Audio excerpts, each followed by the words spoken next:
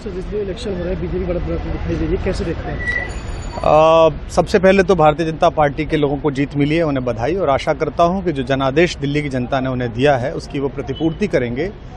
और वे सब आम आदमी पार्टी के लाखों करोड़ों कार्यकर्ता जो अन्ना आंदोलन से आए, जिनके बहुत ही निश्चल निष्पाप और बड़े भारत की राजनीति को बदलने के सपने की हत्या एक निर्लज्ज, नीच, मित्रहंता, आत्ममुग्ध और चरित्रहीन व्यक्ति ने की, उसके प्रति तो क्या संवेदना। दिल्ली को उससे मुक्ति मिली। और मैं ये जानता हूं कि अब जो आम आदमी पार्टी में लोग बच गए थे सत्ता के लोभ में, लालच में, पदों के लिए, उस पैसे के चक्कर में, वे सब भी अब वापस जाएंगे, लौटेंगे, कुछ अपने व्यवसायों में लौटेंगे, कुछ पार्टियों में चले जाएंगे। और पतन यहाँ से प्रारंभ हुआ है उन लोगों का। मेरे लिए कोई प्रसन्नता का और दुख का विषय नहीं है, मैं बीच में खड़ा हूँ। प्रसन्नता इस बात की है कि करोड़ों लोगों ने आशा लगाई थी, करोड़ों लोग अपनी नौकरियां छोड़ के आए थे, व्यवसाय छोड़ के आए थे, दुश्मनियां ली थी लोगों ने। उन सब की हत्या एक आत्ममुग्ध आदमी ने, एक चरित्रहीन आदमी ने अपनी निजी महत्वाकांक्षाओं की पूर्ति के लिए की। उसको दंड मिला, ईश्वरीय विधान से दंड मिला। प्रसन्नता इस बात की भी है कि न्याय हुआ। आज जब कहना नहीं चाहिए, लेकिन आज टीवी पर जब जंगपुरा का निर्णय आया और सामने दिखाई दिया कि मनीष हार गया, तो सदा तटस्थ रहने वाली और राजनीति से विरत रहने वाली मेरी पत्नी जो है, उसकी आंख में आंसू आ गए, वो रोने लगी। क्योंकि उसी से उसने ये कहा था कि अभी तो है ताकत, और उसने कहा था भैया ताकत सदा तो नहीं रहती। तो ये अहंकार आशा करता हूँ अगले लोग नहीं करेंगे, जो बाकी दल है वो नहीं करेंगे, इससे सबक लेंगे।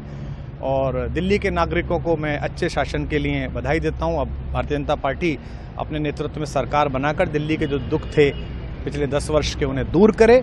और आम आदमी पार्टी के समस्त कार्यकर्ताओं को कहता हूं कि आपने जिस किसी भी लोभ लालच में, सब कुछ जानते हुए एक ऐसे व्यक्ति के समर्थन में काम किया जिसने अपने मित्रों की पीठ में झुरा घोंपा, गुरु को धोखा दिया, अपने साथ कंधे से कंधा मिला के लड़ने वाली महिलाओं को अपने घर लाके पिटवाया, अपनी निजी सुख और साधन के लिए जनता का पैसा खर्च किया, अब उससे आशा लगानी छोड़ें, अब बाहर निकलें, अपना अपना जीवन देखें।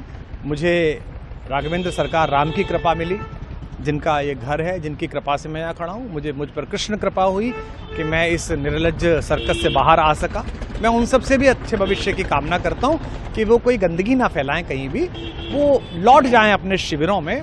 जिस तरह माधव को, कृष्ण को दूत देख कर भी भरी सभा में अट्टहास करने वाला दुर्योधन जो ये कहता था सुचिग्रम नैव दास्यामि बिना युद्धे न केशवः, बिना युद्ध के 5 गांव भी नहीं दूंगा, आज वो अपनी सीटों के लिए तरस रहा है।